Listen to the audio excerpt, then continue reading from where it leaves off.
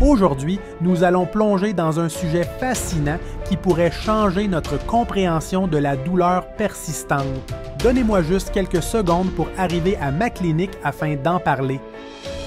Nous allons explorer les dernières recherches sur les problèmes de microvascularisation dans certaines articulations et comment ils pourraient contribuer à cette douleur persistante que vous n'arrivez pas à soulager.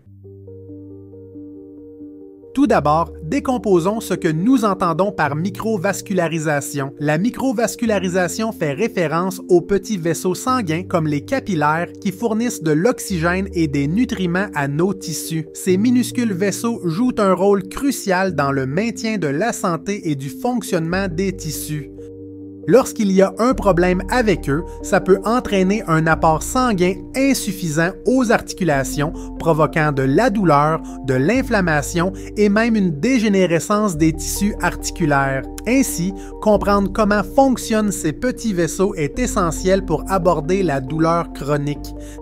Des études récentes ont commencé à dévoiler le lien entre les problèmes microvasculaires et la douleur chronique. Les chercheurs constatent qu'une mauvaise microvascularisation peut perturber la livraison des nutriments essentiels et de l'oxygène aux tissus articulaires, ce qui peut conduire à de l'inflammation et à de la douleur.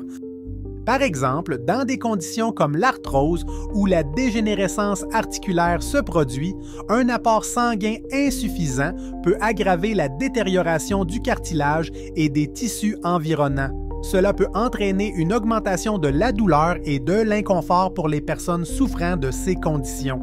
Mais ce n'est pas tout. Il existe un nombre croissant de recherches suggérant que ces problèmes microvasculaires pourraient également être liés à d'autres affections douloureuses chroniques telles que la fibromyalgie ou le syndrome de fatigue chronique. Cela indique que la santé de notre microvasculature pourrait jouer un rôle significatif dans notre expérience globale de la douleur. Maintenant, examinons quelques recherches passionnantes actuellement en cours dans ce domaine. Une étude récente a examiné la structure microvasculaire chez des patients souffrant de douleurs chroniques au genou et a trouvé des anomalies significatives dans les vaisseaux sanguins alimentant l'articulation. Les chercheurs utilisent des techniques d'imagerie avancées pour visualiser ces changements microvasculaires et évaluer leur impact sur les niveaux de douleur et la fonction articulaire.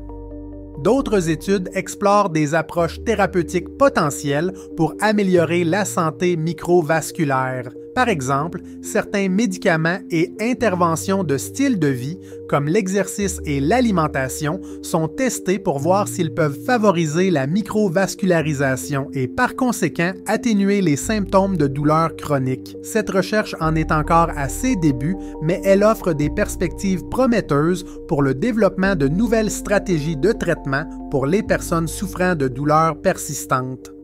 Alors, que signifie cela pour vous? Si vous souffrez de douleurs articulaires chroniques, il est essentiel de comprendre qu'il pourrait y avoir plus que de simples problèmes structurels ou inflammatoires. La santé de votre microvasculature pourrait également être un facteur contributif.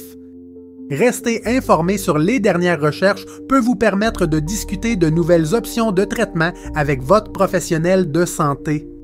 De plus, j'aimerais connaître vos réflexions. Vivez-vous actuellement avec une douleur chronique? Parce que nous avons une vidéo dédiée aux 5 choses les plus importantes à éviter pour améliorer la qualité de vie avec une douleur persistante chronique, ainsi qu'une autre qui couvre des points clés importants tels que la douleur neuropathique et la sensibilisation centrale. Les liens vers ces vidéos devraient être disponibles dès maintenant. En attendant, partagez votre histoire, vos commentaires, vos suggestions ou simplement si vous avez encore des questions.